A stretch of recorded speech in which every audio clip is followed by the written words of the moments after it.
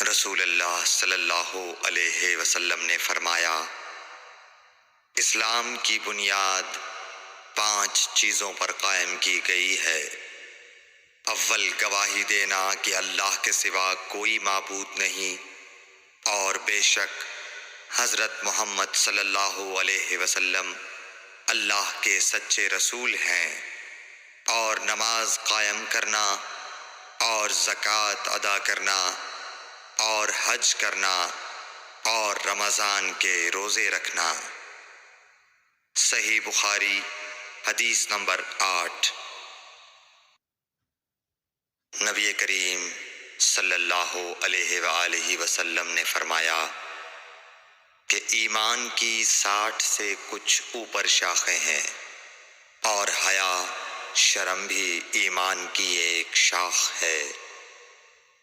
صحیح بخاری حدیث نمبر 9۔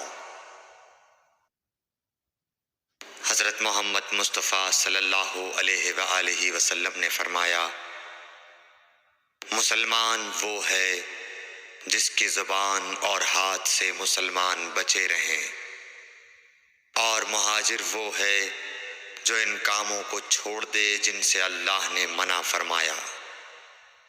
صحیح بخاری حدیث نمبر 10۔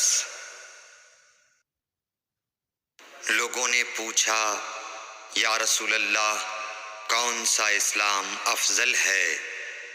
تو نبی صلی اللہ علیہ وسلم نے فرمایا، وہ جس کے ماننے والے مسلمانوں کی زبان اور ہاتھ سے سارے مسلمان سلامتی میں رہیں۔ صحیح بخاری حدیث نمبر 11۔ ایک دن ایک آدمی نے حضرت صلی اللہ علیہ وسلم سے پوچھا کہ کون سا اسلام بہتر ہے؟ فرمایا، یہ کہ تم کھانا کھلاؤ اور جس کو پہچانو اس کو بھی اور جس کو نہ پہچانو اس کو بھی، الغرض سب کو سلام کرو۔ صحیح بخاری حدیث نمبر 12۔